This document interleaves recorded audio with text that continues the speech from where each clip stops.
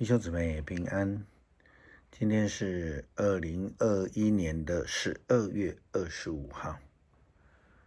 今天的经文是诗篇97篇，以赛亚书第62章6到12节，提多书第3章第4到第7节，路加福音第2章第8到20节。今天要跟大家分享的主题是去传扬。今天呢是12月25号，圣诞节。首先要祝贺大家圣诞快乐。圣诞节应该是基督徒传扬福音最热切的一个季节，不仅仅是我们要同欢，我们采购蒙受赐福而已。有一首圣诞节常常唱的这个诗歌，那英文的曲名叫做 Go Tell It on the Mountain。中文的翻译呢，是上山去传扬吧。歌词就放在后面跟大家一起分享。牧师也将那个音乐的 link 放在下面，你可以在 YouTube 里面看到。这一首是由 Hall Johnson 他所编的这个黑人灵歌集里面的30首曲子之一，是圣诞节的福音诗歌，非常脍炙人口的一首轻快、简洁而相当具有这个浓厚的美国南方风味的一个福音诗歌。配合上述的圣诞节诗歌，那我们再发挥一下我们的想象力。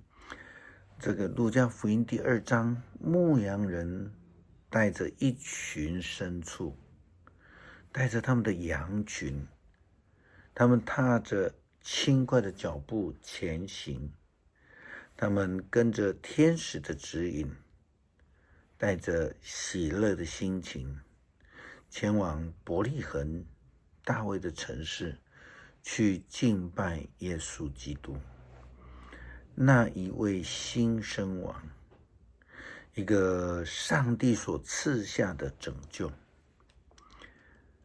天使在天上唱着说，愿荣耀归于至高之处的上帝，愿和平归于地上他所喜悦的人。也正如这一首诗歌说，上山去传扬吧。基督徒要欢喜的去传扬。这件事情提醒我们现代的基督徒，那我们到底应该要如何去报佳音呢？是到会友的家里吗？这是需要的。但是这是圣经的教导，基督徒的呼召吗？报佳音应该是要对那些还没有认识福音的人，就如同当时候的天使、天君，他们报佳音的时候，是给那一些社会边缘人，以及是给这个东方的博士，那一些我们称为外邦人的人。也如同先知以赛亚也这样说道，上主向普天下宣布，要告诉耶路撒冷的居民，上主要来拯救他们，他要把他所拯救的子民领回来，他们要被称为上帝神圣的子民，成为上帝所救赎的子民。以后耶路撒冷要被称为上帝所喜爱的城，成为上帝不遗弃的神。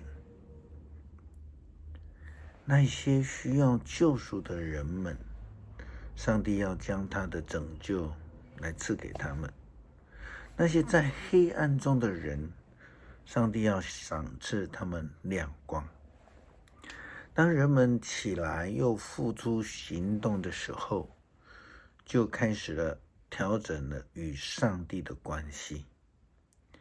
这个合一的关系就引领我们进入永恒的盼望。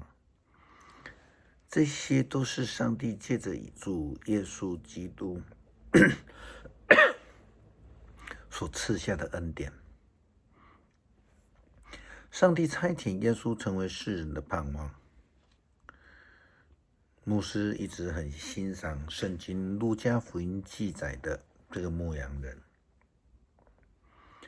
他们在黑暗当中看见了天使还有天军，他们看见了天使和天军，也听到了他们所传的佳音。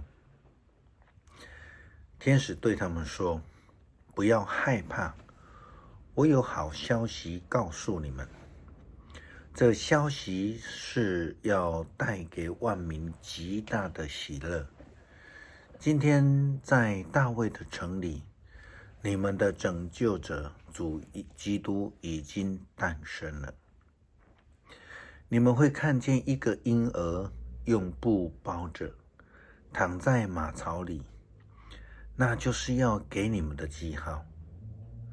圣经又说，在天荣耀归于真神，在地平安归于他所喜悦的人。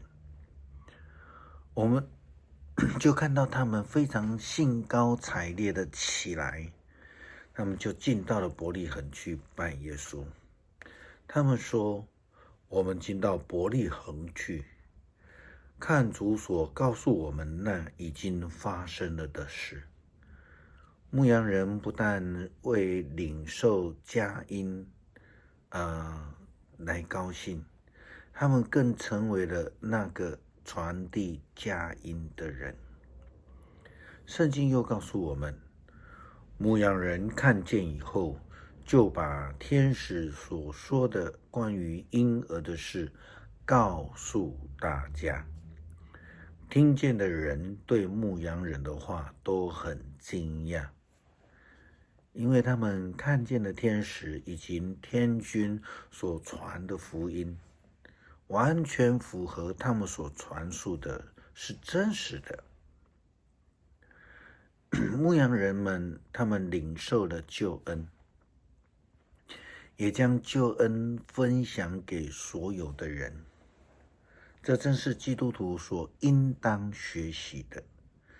圣经说，听见的人对牧羊人的话都感到惊讶。昨天晚上教会举行了报佳音，我们的目的是到山上几户教会兄姐的家庭里面去探望。这些比较不方便参与平常礼拜的兄姐的家庭，我们就去了。因为天气很冷，又下了毛毛雨，然后感觉上是很有气氛。那教会的从容长老又将教会福音车呢装设了这个广播的器材，沿途我们也播放了今晚即将要举行的圣诞晚会的讯息。我们希望能够邀请乡亲一同来迎接圣诞。我们好像回到了2000多年前牧羊人所领受的呼召一样。我们也非常欢喜的沿途报佳音，让大家都知道，而且我们也同样的到了山上去传扬。我们一起来读诗篇97篇。上主掌权，大地要欣喜，所有的岛屿欢乐吧。密云幽暗在他的周围，正义公道是他国度的根基。有火在他前头，焚烧他周围的仇敌。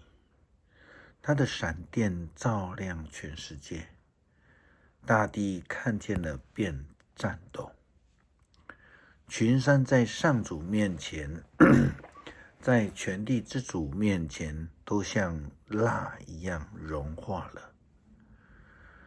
诸天宣扬他的公义，万民看见他的荣耀。